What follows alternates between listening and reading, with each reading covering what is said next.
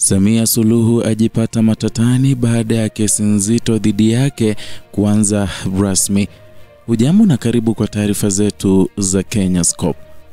Katika mwanga wa hafifu wa alfajiri Oktoba tarehe 29 mwaka 2025, Tanzania iliingia kwenye siku ambayo baadaye ingewika kimataifa kama mfano wa kile kilichotokea pale nguzo za mawasiliano zilipokatika ghafla.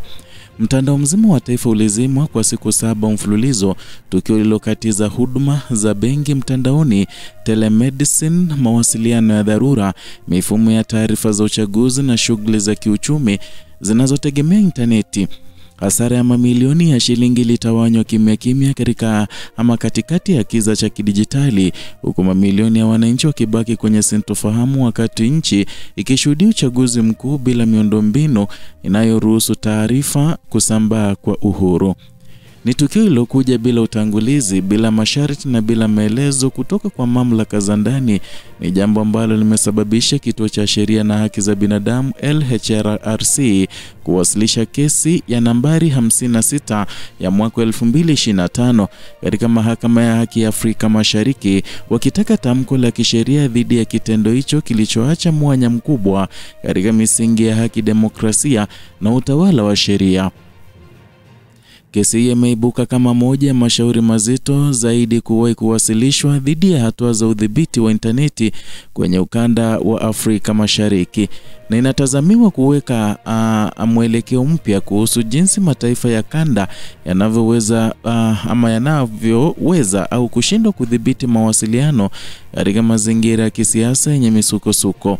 Na katika maombi yao, LHRC wamesisitiza kwamba kuzimwa kwa mtandao kulivunja mkataba wa Jumuiya ya Afrika Mashariki, kuliathiri haki ya kupata taarifa, kulipunguza uwajibikaji wa kimamlaka na kulisababisha madhara ya kijamii, kiuchumi na kiusalama.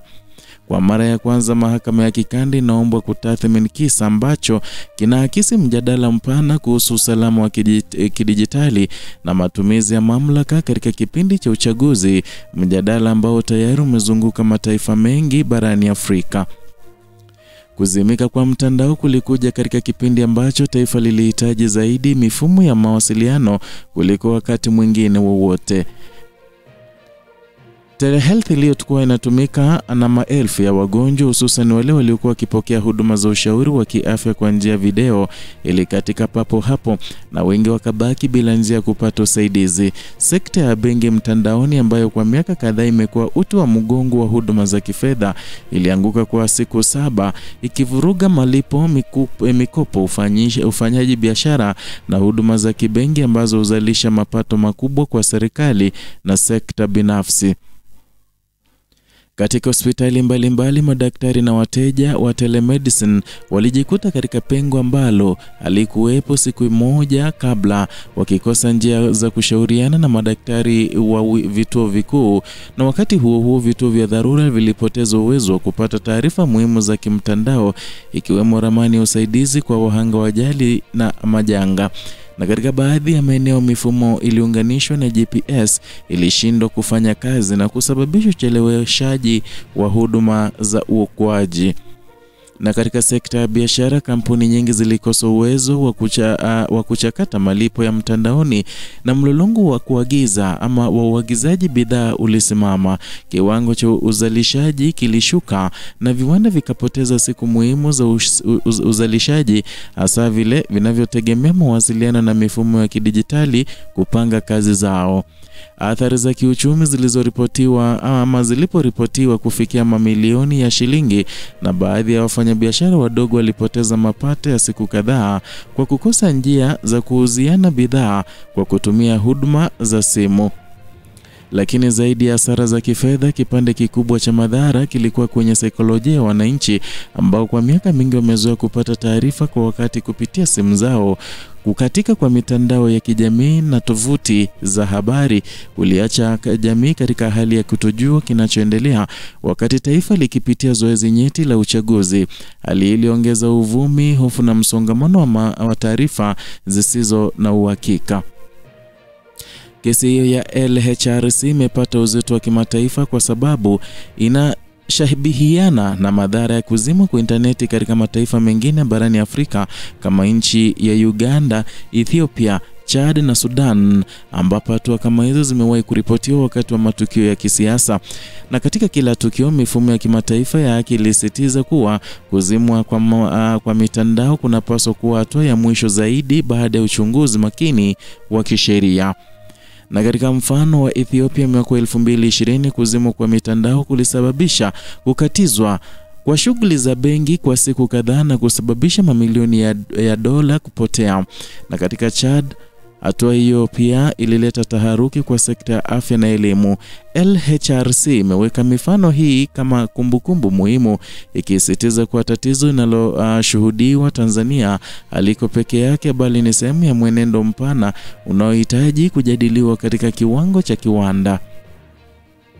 Na kwa upande wa Tanzania, kesi hii ni ya kwanza katika historia yake kufikishwa kwenye mahakama ya Afrika Mashariki, ikihusisha mada ya uzimaji mitandao.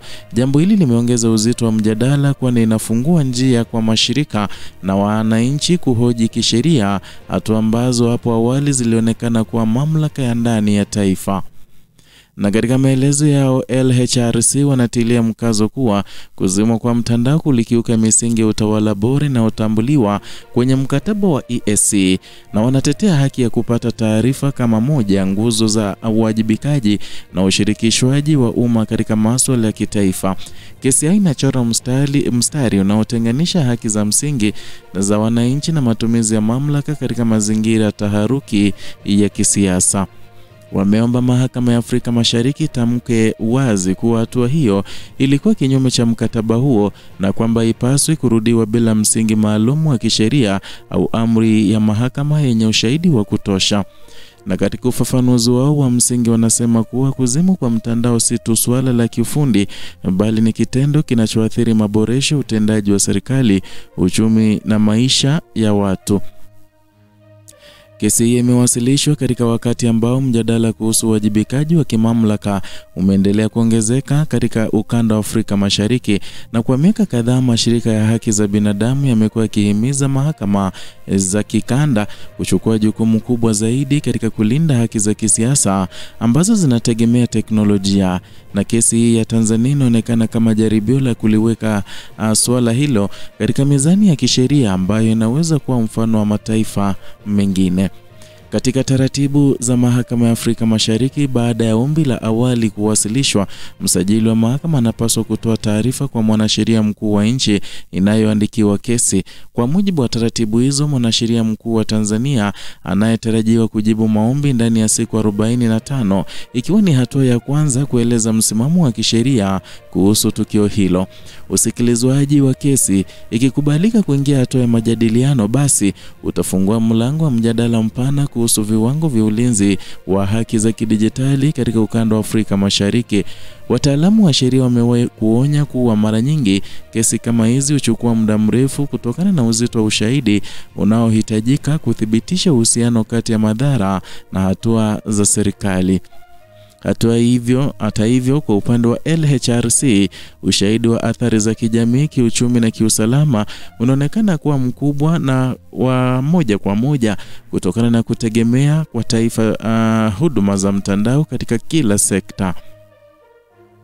Na katika maandalizi ya kesi, LHRC imekusanya ushahidi kutoka sekta za afya, benki, biashara ndogo ndogo, maeneo ya vijijini yaliyoathirika zaidi na mitandao ya uangalizi wa uchaguzi ambao hawakuweza kupata taarifa muhimu kwa wakati. Wao, hatua hii ni zaidi ya kesi ya kisheria, ni kampeni ya kulinda misingi ya demokrasia ya kidijitali ndani ya ukanda wa East Africa.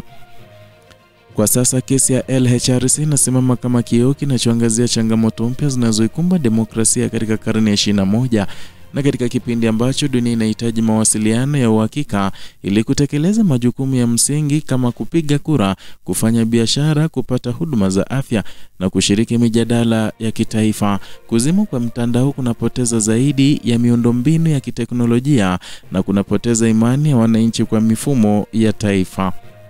mazingira ya Tanzania. Mjadala huu unaongezwa uzito na rekodi ya miaka iliyopita ambapo mara kadhaa yameshuhudia ukinzani kati ya mamlaka na mashirika ya haki za binadamu kuhusu upatikanaji wa taarifa.